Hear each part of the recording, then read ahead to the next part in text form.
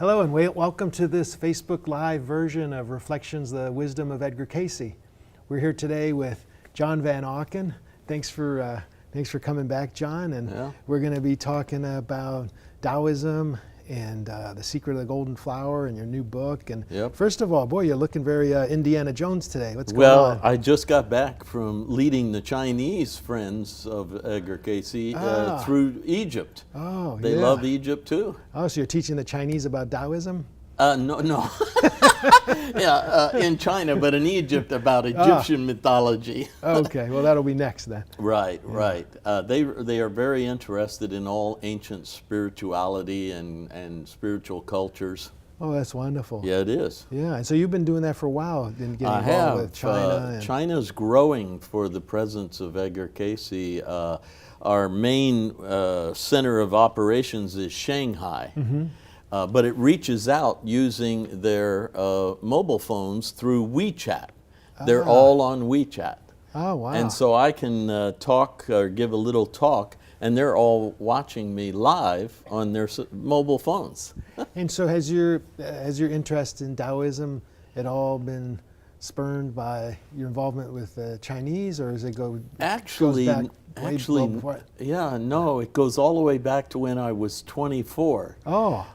And I first came to 𝐸𝑑𝑔𝑒𝑒𝑟, and Q-Lin Cayce, Edgar's firstborn and the president of 𝐸𝑑𝑔𝑒𝑟 at the time, and Dr. Herb Puryear were teaching a course on the secret of the golden flower, concepts about consciousness and life, and I took the course, and I've been practicing the meditation techniques and the thinking patterns all this time. And so Edgar Cayce himself, he never mentioned Taoism or the secret of the golden flower? No, not by name, no, but some of the concepts. That's why the book's called Edgar Cayce and the Secret of the Golden Flower, because his concepts fit so perfectly with the Taoist master's teachings. I see. And is that what Q-Lin and Herb, they felt there was a real synchrony between the two? They did. So they would teach that?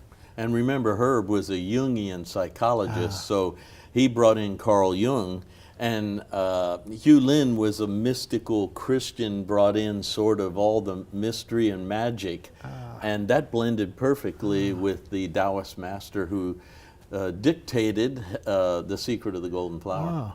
Well, guide us through, in a nutshell, kind of what... Well, in a nutshell, there are two fundamental principles. The first is being and non-being. And that if being only knows himself as being, he's never aware of the depths of his non-being. And the best way I can share that with you is if you have a pet that you know very well, and it eventually dies, and it's sitting there, and you're looking at it and you're saying, that's not my pet. My pet was what was running around the house and all. That's the non-being. This is the physical manifestation of the essence of your pet. So does it relate at all to like ego, soul, or body, spirit? In Jungian approach, yes. Ego, soul, body, spirit, matter, energy. Energy is working through the matter of the pet's body, and that is actually the spirit of the pet. And when that leaves, all you have is the being, the material being, but the essence, the non-being quality of your pet is still alive. That's what Edgar Cayce was saying. There is no death of the soul or the spirit. It's the physical manifestation of your soul or spirit through the body. And in what ways do the Taoist teachings parallel Cayce? In what ways are there some differences? In most of the ideas that Cayce conveyed about body, mind, and spirit working together. In other words, his holism, his oneness idea. Remember in one reading he said, one, one, one. You know, teach oneness. So that's very Taoist? Yeah, oh yeah. We are in the manifested manyness. And that's separate from me, and you're separate from me and all. But Cayce and the Taoist master are teaching that interconnected to everything is a collective consciousness. These flowers have a consciousness and a vibe. You do. But there is a collective oneness at a point, and that's where Edgar Cayce was so psychic. He was in that oneness, and so when people were near him or he engaged people and everything, he was working at a level of interconnected oneness with their consciousness. That's how he could know so much about the person. When he went into trance, he went into the oneness. I see. And got the information there.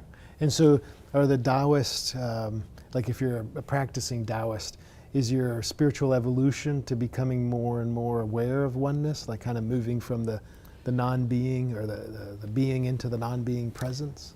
It's very interesting how they work. The first lesson starts you in beingness because that's what you know, and gradually teaches the being how to perceive the non-being qualities, the essence of themselves, and then move into the essence or non-being and become very familiar with it in its presence.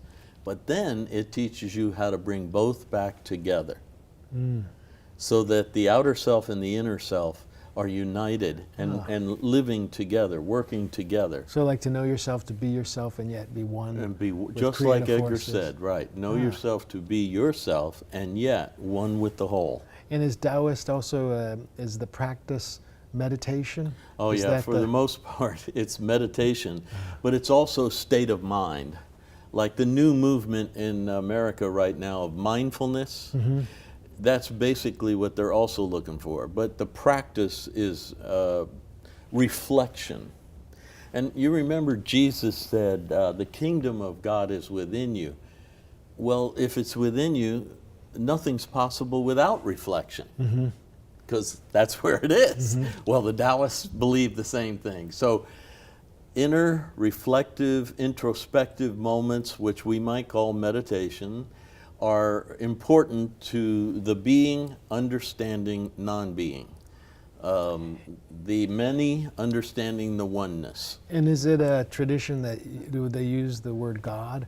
Is it, No, they don't use the word God. It's like the infinite eternal. Very similar to Kabbalah.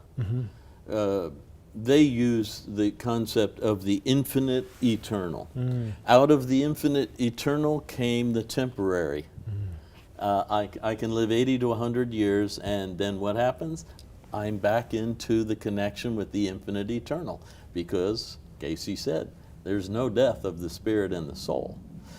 So it's more a concept like that. They don't actually have a Godhead or a supreme being. Well, it's almost like, I think, when before God had a name, when they said that which doesn't have a name, Right. it seemed like everything was more peaceful.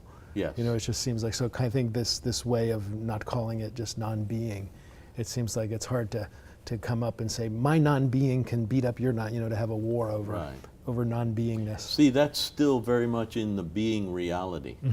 You make it a supreme being, but actually it's infinite, and therefore it's beyond being, but yet it's in all being. It's in the flowers, in me, in you, the chair, the wood. And then how does that title come about, The Secret of the Golden Flower? Is that the golden flower something inside of you? Is it a symbol of something? Yeah. So the concept began as the growth of a beautiful flower symbolizing the growth of consciousness. And so the golden flower unfolds step by step, just like your spiritual path. And I put that in the book too. Cayce said it's all step by step, here a little, there a little, that it proceeds to the full illumination. That's the way they saw it. In India, in Hinduism, you would think of it as the unfolding of the lotus. That would be very similar. The lotus comes out of the swamp of life. It blooms one petal at a time until it's fully illuminating you with its light. Same with the secret of the golden flower. Ah, how interesting. Yeah. And what other connections do you see with, like, what has it brought into your awareness from Cayce's work? Are there any other concepts or ideas or readings that come to your mind? Well, when I was a young man, a boy, I was trained to see myself as a person and see my mom and my dad as other persons in my life, my brothers and sisters and all. But as you gradually apply these concepts, your personalness expands into a collectiveness. And suddenly you realize that you're actually a part of them and they're a part of you. And then even beyond that is an infinite source of life that is in everything. How interesting. Yeah. So another technique besides being and non-being in the Taoist teaching is actions that lead to non-action. So like Cayce, if you were going to meditate, Edgar Cayce would give you exercises first. Right. So those are actions that lead to non-action. So he would give you the head and neck exercise, chanting, the breathing. yeah. Those are actions that will lead to non-action.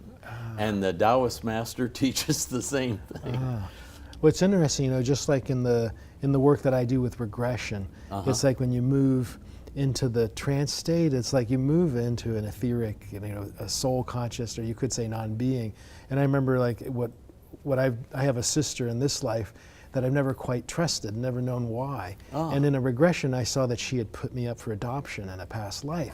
I right away realized that that's why unconsciously I had not trusted her, but I was able to experience her emotions in that regression. So I was able to feel her sadness. There were 12 kids. It was Ireland. They couldn't feed. Yeah, I had taken it personally when I realized it wasn't personal. So it was a little bit like I entered the field of her that had compassion, which is hard to do in the physical realm. It's hard for me to enter into, let's say if you've hurt me, to kind of move into the field of what might be going on for you that would lead you to that action. And if I could enter that field, then forgiveness wouldn't even be necessary, because there would just be compassion and understanding. And you are doing exactly what the master taught, moving out of personalness into an expansive awareness of all the influences and others. And you felt your sister's dynamic in this terrible situation. That was an expanded awareness. Yes, that's what it was. It was outside of the little Peter consciousness. And moving into that. Yeah, it's really great when you see how these different traditions, what Edgar Cayce said, how it weaves in with other views and it's marvelous. And that all truth is one. One of the things I say, just one more thought came to say before I forget it, is I've said that injury happens from the separation consciousness and healing happens in the oneness. So the Peter, think of me as separate. That's where my injury was. But when I moved into my sister's consciousness, that's where I was able to heal. So I'm sure that the Taoist way leads to feeling a lot of healing compassion for yourself and others and in the world. Serenity, contentment, and yet active presence. But nothing penetrates you so much as to knock you off balance, and you don't take things personally. You know there's a collective energetic going on that everybody's dealing with, and everyone has free will and misapplies it. But you feel somewhat like, remember Edgar said, step back and watch yourself go by. That's really what the Taoist master is teaching. And then when you get in that place, there's a deep serenity. You're observing. Now, I remember Houston Smith, who wrote about world religions. He had adopted like some aspect of these different the 8 great world religions. Is there some element of Taoism that through your study you've incorporated? Is there some unique practice or principle ever there? Since I was 24, I've been practicing all the concepts and techniques. I have applied other practices and other techniques, and I've written books on Kabbalah, Mayan mysticism, Egyptian mysticism, Christian mysticism, all that works into it. So it's been the foundation since you were 24. The practice started when I was 24 with 𝐸𝑑𝑔𝑎𝑟 Cayce and Herb teaching the class for the staff here. And I just never lost it. I reread the Golden Flower book over and over. And so when I went to write it, I had already had about 50 years of Cayce research and Cayce readings in me, and 50 years of Taoism. So it came together. Well, it just reminds me, Cayce, when he would start talking about a subject in a reading, he'd say, many a book can be written about this topic.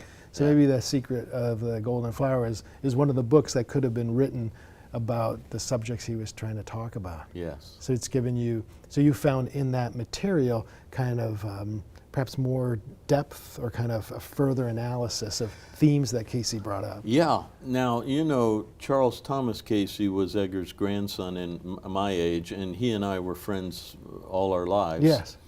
And we both realized we had a past life in China.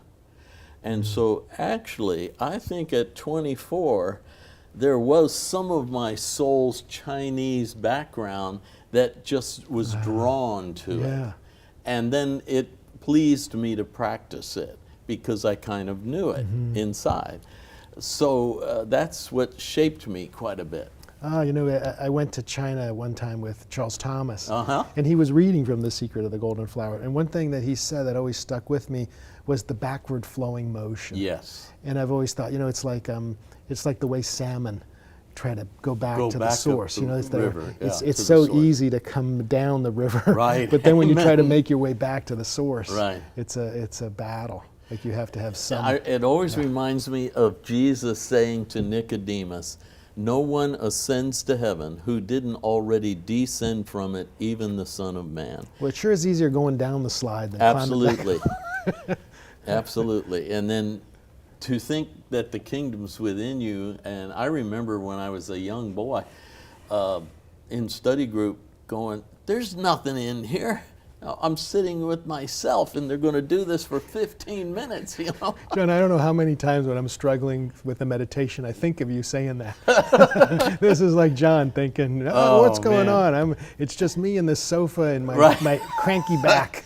Right. Something like that. Oh, it took me a long time to get the breakthrough. Yeah, to just kind of get there. And I find sometimes even when I've had the breakthrough, it doesn't mean I'm going to stay there. No. Every meditation has its own dynamic. Its own life. And every time life tore me away from my practice, when I went to go back, I had to work harder. It didn't come back as easily as it was. It's like a jealous lover.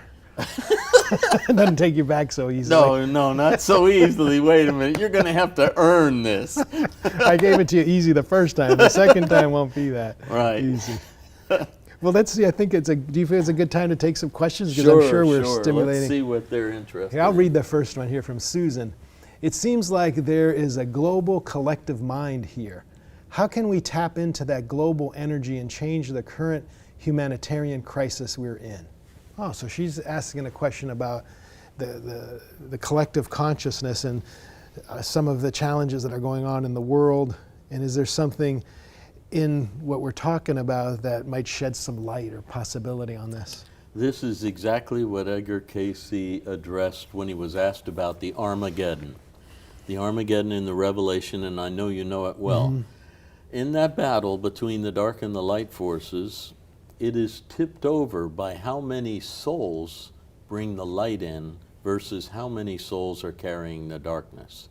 And the more we budget a little time to abide in the light, to draw the light through us, to evoke the light, and to send the light even to those who are causing trouble, we become light beings. And the more this light grows through many, many souls and bodies, the more it subdues the dark forces. So you're saying in some ways that the process is first kind of deal with the humanitarian crisis within you, and then move or simultaneously be aware of it within yourself and how it's reflected in the collective. And many people are doing this that do not know Taoism or meditation. They're doing it through a loving heart, through prayer, through thoughts of care and concern, and they're actually helping the light move, and they don't even know the techniques you and I are talking about. Well, as we're talking, I'm wondering, is it some way like as we think of the collective consciousness and the individual consciousness, let's say if we're an individual and let's say we're distressed, we're not sleeping well, we're having issues in our lives, and let's say we begin to get physically ill as a result. Let's say Yeah. we even develop a disease. Yeah. And then in some ways the healing process is to begin to work with our consciousness to help that. In some ways, is it possible also that the global collective consciousness is like an individual that's getting caught up in a lot of this drama? Not that it's not Yeah. real in a way, No, I but know. that the part of the solution is for individuals to know that they're part of the whole Right. and contribute into that. Would that be a Taoist kind of answer? The Taoist answer would be like in the swamp of life through the television and world news, you are working from a deeper place within yourself. This serenity, this contentment draws the light to it. Even though the swamp activity is terrible, Edgar used to say, out of some of the ugliest swamps come the most beautiful lilies. If you can hold to that light within you, and yet you know all the terrible stuff that's going on, either in your personal life or the collective life of humanity, you will overcome that and birth a lily in the midst of swamp. So it's possible that as a humanity that we're birthing something. Yes. That there's Yes. even though it looks troublesome in many areas, Yes. that there's been incubation or like a birthing pain, something Yes. like that. In fact, let's see, in Matthew chapter 24, Jesus describes all the horrible things going on in the world. Then he says a sentence that everybody ignores. These are the birth pains. If they would grasp the meaning of that statement by the Master, they'd realize all this turmoil is like dilating your heart and mind to give birth to the higher truth, the greater light. So the pain that you're experiencing is breaking illusions up, breaking up forces of darkness that seem to be all powerful. They seem to have the political power, the military power, the monetary power. In your individual life, you seem to be surrounded so much that you don't see a way out and you feel alone. And yet, there's no way you can be separate from the whole. There's no way you can be outside the all-knowing. It knows you. It knows what you're dealing with. Well, and I would add what you're saying, what it's making me think is that one of the things that's happening, like I think that, you read a lot about how the stuff that we're facing as a humanity, it's not new, but what seems to be new is that we're seeing it, and we're Yes. becoming very conscious of it. Yes. And I think that as much as that, sometimes ignorance is bliss, but ignorance doesn't lead to the possibility to do anything about Yes. it. And so I think that, my sense is that, whatever way you look at it, I think people are becoming more activated. Yeah. That they're realizing that this isn't a time to just sit on your hands. Yeah. And so if people can balance that with, reflection leading to action, like you were saying, that might be something helpful. Because it's not like, I think sometimes the criticism of the New Age is that it's just sit on the sidelines and meditate and do yoga. Yeah. Whereas it's, as opposed to thinking, well, take what you pray about and act off of that. Yeah. Do what you know best to do, whether Right. it's vote or start some kind of group or do some action that to try to help improve consciousness. Absolutely. And maybe the fear, or if people can turn that into right action, maybe that's Right. a good word to Right. use. Maybe that's a good way to answer that. Absolutely. And even those people that we know that are not dynamic activists, they can channel the light by their radiating energy toward all the situations.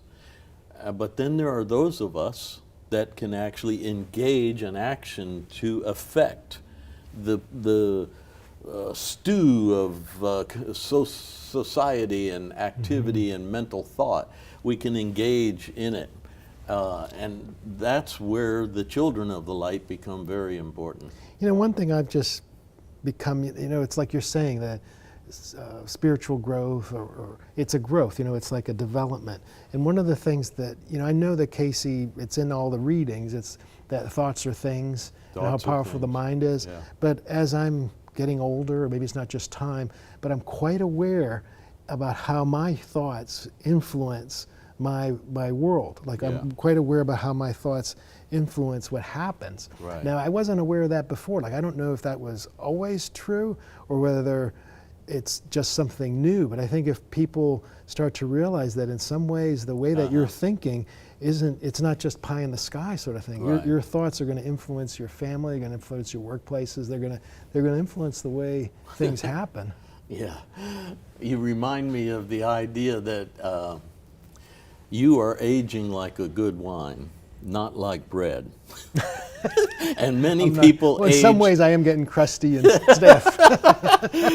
Many people age like bread, Yeah. and you want to age like wine. That's the way to go. More sweet, more, Yeah, right. more flavorful. Yeah. Yeah.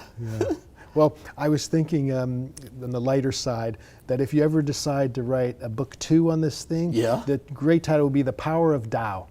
The power of Tao. You know that it's a joke. Yeah. You know Oh, there's the power of now. Give me the power of Tao. yeah. Okay. The power Scratch of now, that power one. of Tao. Yeah. We could do now with the thing and Tao. That's right. Yeah. I've oftentimes thought that my book would be The Power of Later. Ah. To never do today what you could put off. Could put off till tomorrow. Good. Well, I think that our discussion is quite deep. People are contemplating questions. But those of you watching, just feel free if you have any questions. Now is a great time to ask them of John on this subject. But let's just continue just talking about this. So you got into this and you're in your 20s, and what brought it up now is something you wanted to explore as a... Actually, it was Kevin Tedeschi. Oh, He turned to me one day and he said, you're probably the only one who could write that book. Why don't you do it? yeah. I thought to myself, 50 years? Why not? Yeah. And I started in writing it. And as I started in, I got more and more excited as I saw how beautifully they fit together. Well, I just think it's interesting that you have started kind of a strong kind of collaboration with our Chinese members and Isn't friends. that synchronistic? And this is, it's kind of, it's a neat fruition. I agree. That's coming. And my past life seems to be coming closer to the surface because now I'm in China a lot. I'm with Chinese a lot. And I've written a book on the fundamental philosophy of Chinese Taoism. It's amazing. Yeah. All seems to be flowing. Well, I remember the first time I went to Israel as an adult. I remember I was in a very meditative space, and I could understand Jesus' teachings much better being there. It was almost like his energy was in the rock. Right. And so I wonder, it's not much talked about, but when you go to China to study Taoism, if there's more of an energetic facilitation of gaining access to the concepts, there's more of a clarity. In certain geographical locations, the answer is yes, but China is a thriving modern culture. Beijing is amazing, and Shanghai is all new. You just can't believe it when you go there from the Western world. The news has not told you what it's really like over there. I spent a lot of time going, whoa, what is this? Like Casey said, once they let down their hair, boy, it's just gonna. That's right. You're gonna be out there. Now, are you having in your trips? I mean, I know when you go to Egypt, of course, it's about Egypt, and Casey's reading on Egypt. But has there been questions about Taoism? Have there been interest? Mostly when I go to China to teach, they want me to teach body, mind, spirit, diet, health, Edgar Cayce stuff, really specifically Edgar Cayce and his unique look into life and soul growth. They really want a lot of that. Of course, they enjoy me showing Buddhism, Hinduism, Kabbalah, Mayan stuff, Egyptian stuff. They enjoy all of that. But body, mind, spirit, and how to live life ideally, using an ideal. Because they've got a lot of things flowing for them. So material life's much better now. So now they're trying to feed their souls and their minds. Now, is religion still a controversial subject in China? Not really. Religion is, it depends. If the religion stays with religion, they're kind of like us. Separation of church and state. Absolute separation. Kind of like us? Yeah. Well, they're supposed to be. Right. Politically, we may not be that way. But that was our forefathers' intention. Yes. But in China, that's it. If you can practice your Buddhism, your Taoism, your Tibetan Buddhism, your Zen, your Christianity, you can practice all of those as long as you use them for your soul growth. I see. And not political movements. I see. You know, Okay. which, you know, here we wrestled with that in the, I guess it was the 70s and 80s. The moral majority and all of that movement brought religion into politics. Now you're going to be going back to China. I am this leading a fall. tour of China in August and September for Americans, for Canadians, Americans, and they're mostly ARE members and friends that go with me on these tours. Now, will there be any introduction to Taoism, or will there be? Oh, will yeah. that be infused? Will you go to some of the shrines or? Oh, yeah. That sort of thing? Oh, yeah, the beautiful shrines. And we go up to Lhasa, Tibet, and the Tibetan temples and Portala Palace, Portala Palace. You know, it's sacred everywhere. Even in Beijing, there are many sacred temples. It's very, very nice. But we also see the modern China as well. And so you'll be leading meditations and doing some lectures on this subject. Oh, that sounds great. Yeah. Yeah, I remember fondly the trip that I took there. Good. Back in the, gosh, it must have been the 90s, 1990s. The 90s, yep. Yep. Something like that. So we're not getting any questions. I think our subject is kind of... Are we causing you to go, whoa? It is quite a I vast, don't know what to think about that. A vast subject. The last time you and I did one of these, we got lots of questions. I think it was more a basic sort of subject. True. I think this is. Oh, it looks like we got one coming. Okay. They're expanding. So, John, I want to thank you for affirming once that the only thing that gets taken over to the other side is the love we have shared here. And Peter, I want to thank you for reminding me to be unafraid, though we may see many fall to the right and left of us. Oh, you're very welcome, Sally. Yeah. Yep.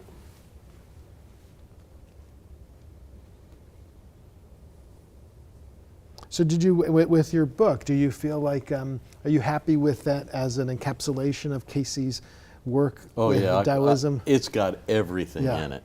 And in the back of the book are more Cayce readings that are relevant. And I go into great depth. I have all the footnotes in the back, not so you can read fluidly. I have all the illustrations from the ancient text in the book. And that comes out later this year? No, it comes out next week, January 17th. Oh, great. January 17th, it'll be available, but there are a lot of pre-orders that have already happened, and I'll be autographing all of those and shipping them out next week. Oh, that's great. Yeah, I'm sure lots of folks are looking forward to that. And are you going to incorporate that into any field conferences? Oh, yeah, yeah. Right now, my field programs for ARE are booked on the topic of prophecy. But as soon as I fulfill those, we'll move into the ideas of Taoism and the golden flower and how to live your life with a certain level of consciousness and a regular practice that keeps you growing. So kind of just encapsulating what I've understood from what you've said about Taoism. So it seems like the goal, or what you're aiming to achieve with a Taoist practice, we would use the word oneness, where you're kind of seeing yourself as a, is it a being or a non-being, and also realizing that you have a non-being quality, and that non-being quality is the field that we all share. Right. And in some ways that makes you a more compassionate, kind of connected person, because I would think of you. Greater peace within you. a clearer perception of what's going on and a connectedness to the source of your life. Like Edgar's 2 points, soul growth, it's about soul growth, and expanded consciousness, becoming more and more aware of what it's all about and how to best apply yourself given the circumstances and your relationships. And is there like a parallel concept of like the fruits of the Spirit? Like Oh, are yeah. there the fruits of being in the Yeah. oneness consciousness? Yeah, so the fruits of the Spirit idea, which I wrote about in my book, From Karma to Grace, is a powerful dynamic in the Cayce teachings. You know that. And so these fruits, as you apply them in your life, the seeds actually start to grow into a greater soul, a clearer mind, and more harmony with the whole. And that brings you the contentment and the serenity as you do it. So yeah, the fruits of the Spirit, you know, kindness, love, patience, understanding, gentleness. Now, is this at all connected to like Lao Tzu and Confucius? Exactly. That's the Well, Confucius is a little, he's in the book, Yeah. but he's a little more social. He's about how to structure a society and a government. A lot about that. But he has Taoist elements that are in the book. But Lao Tzu, or Lu Tzu, is definitely woven throughout. And the I Ching and all. so the I Ching. It would be I Taoist. Ching, yeah, we Oh, go yeah. into all of that. Yeah, I love that. It's always the right action. And right I thinking. actually show the original statements of the master, then the translation. And that helps. And I also show When you say the master, do you mean? Lao Tzu, Lao Tzu. or some, see, actually, Lao Tzu means old master. It's Oh. not a personal I name, see. it's a description. His name was like Frankie or Earl. Yeah. I doubt it was Frankie. Okay. All right, so Amber's asking a question. Does sacred geometry merge with anything having to do with the secret of the golden flower? Is there a sacred geometry aspect? I think she's thinking of the flower, the way it opens. Is there? I think this teaching series is more etheric, psychological, emotional. It's so I would be misleading you to say, yeah, there's a lot of sacred geometry. If you're talking about structure of the body temple, yes. If you're talking about using chakras and Sushumna, Ida and Pingala to move the energy out of Yoga Sutras, yeah, there's some of that structure that's sacred.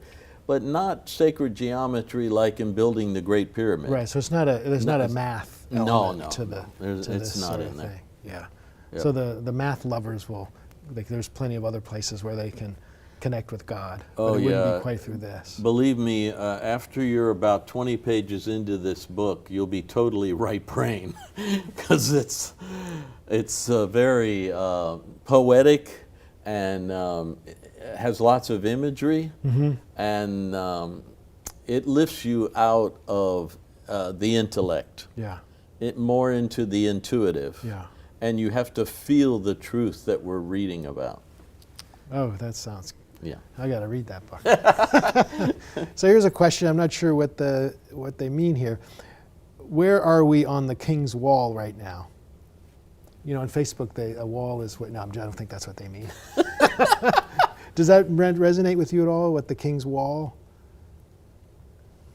I'm trying to think of what they could be talking about. Let's play the with Great it. Wall King's of China. Word, the King's Word, the King's Will. The Great Wall of China is still there. I've been on it several times. That is It's not going magnificent. anywhere. Yeah, it's one of the few man-made or human-made things you can see from space. Yes. Yeah. Yeah. Yeah, I remember that. It was quite impressive. I really don't know what that question's about. They'll I'm sorry. follow. Maybe it might be a typo. Oh, okay. And they'll correct it. Okay, here it's going again.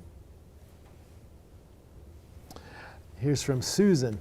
How can we help children tap into the oneness and have a more expanded consciousness? Well, I do teach children how to do that, and in my meditation certification course, we have a whole segment on teaching children. And children at different stages and in different situations, children are very literal, and you don't want to work in that zone with them with statements that are too like that. You want to work more in the realm of imaginative feeling. So for children have just come out of the oneness, out of the heavens, out of the infinite, and so it's latent within their little growing personalities and the chemistry of their bodies that's still occurring. So you want to work more with sort of feeling and imagination and story, because the subconscious language is not the outer intellectual language. And you're really dealing with subconscious here. The boogeyman is behind the closet, underneath the bed. That's the power of their imagination. So you must work in that language, and if you do so with, I can't get into all the detail of how to do it, but it's like working more with the feelings and the imagery of goodness, of peace, of oneness, and they find it their way. Now, in a group of children, one will go very quickly, and another will be looking out the window. And you just have to understand that's where they are, and not lay the heavy boss thing on them or adult thing. I just taught a class yesterday on young class, let me think, they were 5-year-olds, on China.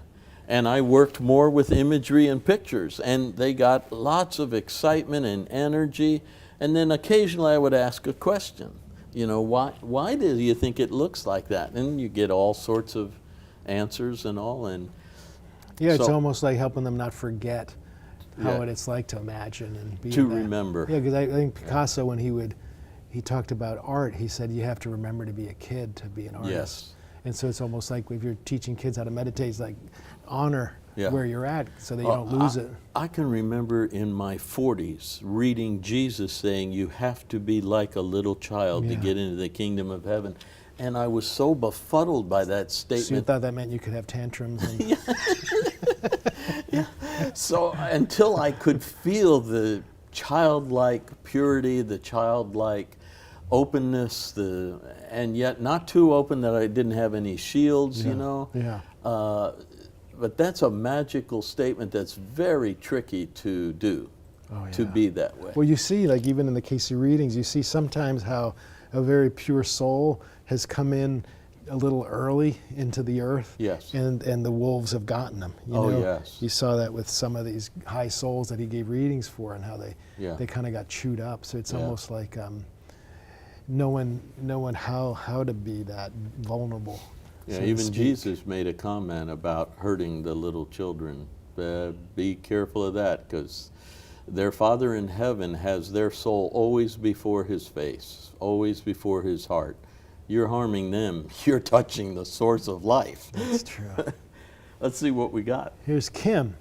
Is there one technique specifically that provides the greatest aid to achieving higher states of consciousness? Honey, if there was, I would have bagged it and sold it. Believe me. It's a multiple level body techniques that will help your body raise its vibrations, move energy out of lower chakras to heart chakra, higher chakra, all of that. Then you've got levels of consciousness and thoughts. Edgar said, you know, watch your thoughts. Thoughts are things. In one, he actually said, a thought is as real as a pin stuck in your hand. And so when I was young at university and first read that, I went, oh my God, somebody should have told me this, you know? And I had to watch all my thoughts, so I didn't project negative thoughts. But then I found, geez, most of my negative thoughts are about me. And so I had to stop that. So I became mindful of thinking and thoughts. And I would say to myself, no, not that thought. No, we're not going there. That thought no. And I would bring up something positive. If I was looking at a person or I lived with a person that was difficult, I would try to focus on their virtues, minimize their vices. Not ignore them, but minimize and focus on and try to bring out the virtues. Yeah. But when I thought about myself, I tried to do the same thing. What I hear, you probably hear this all the time, is people that tell you like, oh, I tried meditating and my mind's too busy. Yeah. So I'm not a person who can meditate. And I always say, well, that's like, thinking I want to do exercise, and I went for a run once and I was out of breath. I must be allergic to exercise. Yeah. I always say it's like, that's everybody's mind is busy. The reason you meditate is to work with that busyness. So it's like, if there was one thing I remember with starting is just try to have your reflective point. Yeah. And as much as your mind, and just accept that the practice is that it wanders, and then there's nothing wrong with you for having lots of thoughts. Oh, no. But it's just hold on to whether you're focusing on your breath or an affirmation or a mantra, just kind of keep holding on to that. And then every now and then you'll have a meditation that you don't have that many thoughts, but those are, give thanks for those. They're few and far between. Yeah. I find, I don't know. Yeah, I think you're right. Yeah. I remember exercising and getting through a good exercise session, and then I was drying myself with a towel, and I said, I have to do this again tomorrow? Forget that. Once is enough. Well, I think also, before we get this question, it's like, I've thought of it that, like if you want to build up physical muscles, you do repetitions. You drop the weight and you lift it back, drop it and lift it. And then you keep doing that, but it feels sort of stupid. Like, why am I doing this? Maybe it hurts, but you're building muscles. And I think for me, it seemed like your mind wanders, you bring it back. Your mind wanders, you bring it back. And in some ways you're developing a strength of mind. A strength of mind. And then absolutely. What I've found is that when I'm in that practice, the benefit isn't in meditation, it's when I'm not meditating and I have a thought that I want to let go of. Right. And so I'll bring back the thoughts that I want to. It's almost like that mental discipline follows you in the waking state. And you just develop it from doing those stupid reps. Right. Wander, come back, and then you have a... Actually, after all these years on the path, I find my mind is always observing all that's going on, and actually has better control than it ever had in my 20s and 30s, because it's aware of everything. Mm-hmm. It's going, oh yeah, we've been there, not going there again. Yeah. Oh, that's a great way to think. Let's go that way, That's right. You're always conscious. That's right. That's a dead end. I've been down a few times. Yeah, I've been down that one. Skip that one today. Yeah. Good. There's a question here about, with the fires going on in Australia and the animals all the that we're animals seeing. that are dying. Do I think nature spirits are saving the animals? Here's the hard thing for us in humanity. The physical can be destroyed, but the spirit and the soul is not destroyed. It moves back into the higher dimensions. Fire is a symbol of cleansing. And like when the Holy Spirit descends upon you, it does so like a fire. Paul said God is a consuming fire. And so there's a great cleansing going on. But even though the bodies are being cleansed, the spirit and soul of the animals is alive. And the Aborigines know that. The original people know that they live more in the spirit world than in the physical world. But the physical world upsets us so much when we see such terrible things. But life is more in the spirit. So I feel like this cleansing is a transitional process, and that the animal kingdom, the plant kingdom will recover filled with more spirit. And we'll ultimately get to the age of the lily, as Edgar Cayce called it, the age of the new time when all life is good, and he actually said there will be no temptation, no evil for 1,000 years, because Satan will be bound out of the revelation that you... I mean, can I imagine? I live like that already, John. Oh, yeah, I bet. No, not quite. So here's a question. What keeps you conscious in such a busy, deadline-oriented world? Just the question is making me nervous. Honestly, I'm thinking of all my deadlines I've got to meet. Yeah. Honestly, I got to tell you, somehow my karma brought me close to a lot of successful AA people, Alcoholics Anonymous. And I learned from them and actually read the book.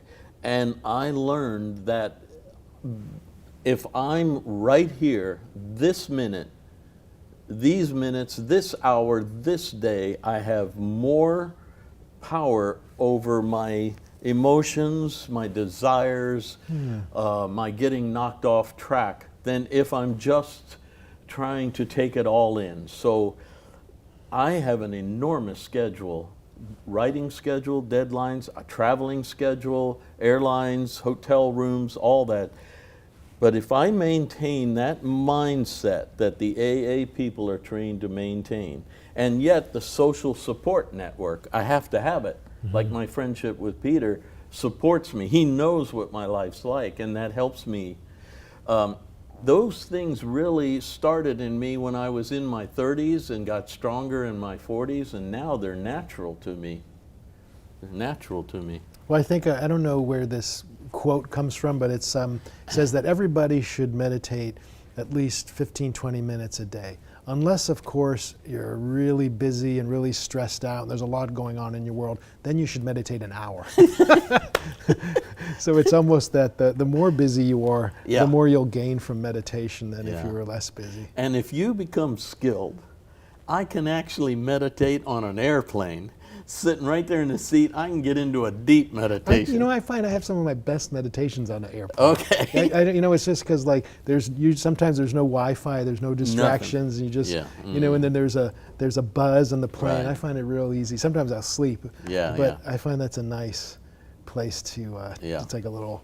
Maybe you're also outside of the magnetic field a bit, or maybe you're closer 3,000 feet up, buckled in, nothing going on. They've dimmed the lights, bang. All right, here's this is from Valley, I think the name. How are the different addictions related to the centers or glands in the body? Is there an addiction to suffering? They are related to the glands, and in some of the books I've written, in some of the talks I give, I show how the 7 spiritual centers or endocrine glands, which secrete the hormones which affect your feelings. Hormones are super powerful. Relate to the 7 virtues and the 7 vices. And Edgar Cayce actually said in the Revelation that you and I have studied, actually said when the Spirit comes to one of the 7 churches, it says, I have this in favor of you, and I have this against you. If you will do this, then you will have that. And so each of the 7 centers gets a list of its addiction, of its weakness, by the Spirit saying it. And if you can translate what it means from old King James English to modern psychology, modern psychological thought, you will really know how these energies are working, and you'll be able to change the hormones. Meditation's a powerful hormone changer, and that changes you and gets you stronger. Well, what I took from Revelation, Cayce's interpretation, is that in the chakras or in the endocrine systems, that's where your karma is stored. And so it's like the what she's talking about with the addictions. There's sexuality, there's anger, there's fear, and I think that was the 4th beast of the body. And I think how you deal with those, do you suppress those tendencies? Do you try to work them through? And I think that can lead to different types of addiction, whether you have a sexual addiction or a food addiction or alcohol addiction or drug addiction. What is it? What karma are you trying to avoid that maybe through meditation or other practices you could harmonize with or face and heal? In depth psychology, Valley, you want to shine the light on every part of your being, even though you don't want to see it. So you reflect. It's a reflection more than a meditation And you want to be able to be honest with yourself. And often, if you're married or you have a close relationship, they'll tell you what's really wrong with you. But you have to be honest with yourself and shine the light of your mind into every corner and say, okay, I see where I have that habit pattern, and I've got to overcome that habit of reaction or urges that seem to overwhelm me and I'm out of control. If you're honest with yourself and you're conscious, that's the first step to overcoming them. That's the first step, to be clear and honest with yourself. Yeah, and I like how you say that meditation as part of that practice. I don't know where I read, but it's almost that meditation can help us avoid lifetimes. Oh, yeah. You know, that through meditation you can learn things beyond karma. Right. So that maybe it's grace through meditation. Yeah, yeah. It just introduces you, changes you in a way so you don't have to suffer in a way. Right. You gain the access. That's what you were referring to earlier in the backward flowing motion. If you're always flowing your life force out here, except for sleep, and you never flow back into the deeper, you don't nourish and change the incarnations, change the life force. If you return into the life force, you are enlivened. Edgar uses wonderful words. Revivified, he says. I love that one, revivified. So not only is your body revivified, your soul is, and that eliminates incarnations. You know what's strange?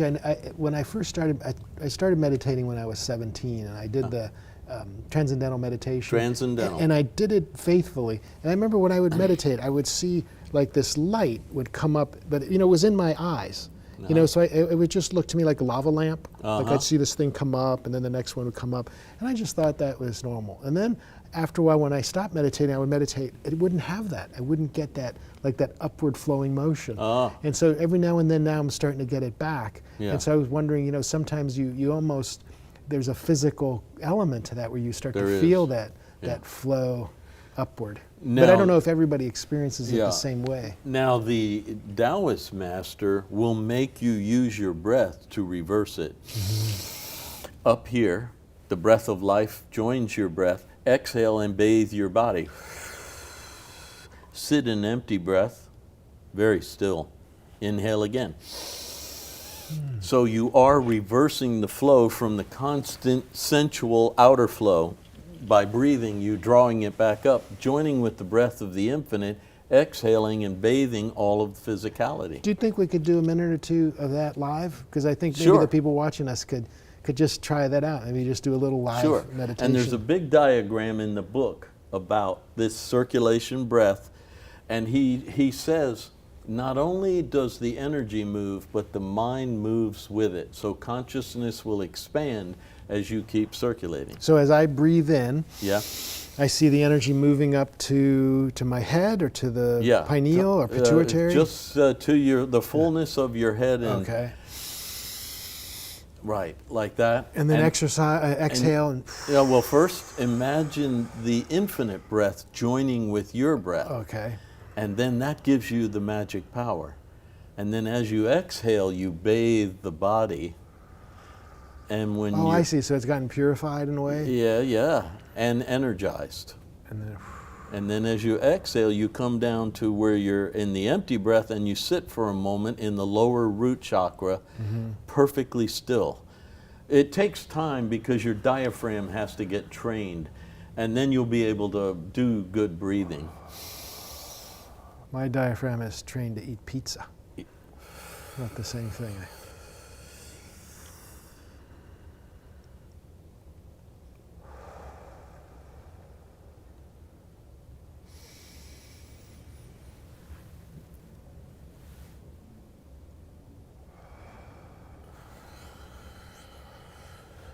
And so as you're doing this, you're visualizing? Yeah, you're using your imaginative forces. Edgar calls them the imaginative forces. So you see this energy rising and then uniting with the oneness, the infinite, getting breath, purified, the infinite breath. Purified, and then coming back to the body? Yeah, back through the chakras in the spiritual centers, down through the body, bathing it in this new united light. And then back up. And then back up. And he says after a while you don't have to imagine, because it really, the energy really is moving. The Kundalini is moving. Now is Qigong at all related to Taoism? Qigong is very much. I can already feel the going up and down. Well, you know Qigong, and that's what it is. Yeah, that's great. Okay. Yeah. And then what about sound? Is there use of chanting or sound in Taoism? Or is that really Cayce? No, there is sound. I have a recording that's very Taoist. I don't know how we could pick it up here. I could play it off my mobile phone. Next time you're here. Oh, okay. We'll have you back. Yeah, okay. There is sound, there is chanting, of course. Chanting is very good. Or is it prayers? Is it, because I know I've heard that those, it's not prayers. He uses phrases that are imaginative, not what you and I would call a prayer. So there's no supplication. There's actually transformation by conceptual shift, by thinking in a poetic concept that he writes. And as you process that, it has a magic to the words, and you can actually feel yourself shifting. So it's not quite praying like we think of prayer. All right, looks like we're getting close to the end of the hour, but we have a last question here from Kim. Is being present simply about not thinking about either the past or the future? When focusing presently, I find that my mind thinks about what is pending in the now. What does it really mean to be present? Okay. I'll share with you a technique that I developed in my 40s that absolutely helped me get to a deeper state of meditation. And that was putting a pad next to me in meditation and a pen.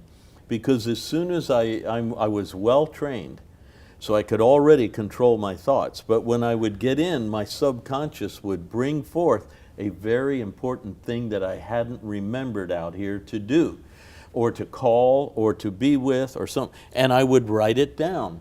Then my subconscious would say, oh, okay, that's clear. And then something else might come up and I'll go, oh yes, that's very important. I would write it down. Eventually it had no more things to talk about, and I found myself freed by my subconscious into my superconscious, because it knew I had written everything down. It's like a relationship. When you come home, you got to walk the dog, all these to-do lists before you can sit down and relax. Right. Oh, interesting. Right. So you found that really helpful to not try to avoid it. Just write it down, Your and then eventually it gets still. Is trying to help you. Your subconscious has stored important stuff. As soon as you get still, let's say you have some skill, as soon as you get still, it brings up the important stuff. If you will write it down and say, I will do this, then I you can know set this, it aside. It goes, okay, we have nothing more to talk about. Go for it. Go ahead. Go to heaven. Yeah. Good. Well, I think we're end of our time. Okay. Thanks, John. I really enjoyed that, especially the meditation. Even that whatever 30 seconds. Yeah, I can do really, that. I can do that in a conversation. I'm re-energizing. Yeah, I feel that. Yeah. I feel that, and I hope that people that watched have tried it out. And so, thanks for joining us, and we hope to see you again soon on this same bat station, same channel. Thank you.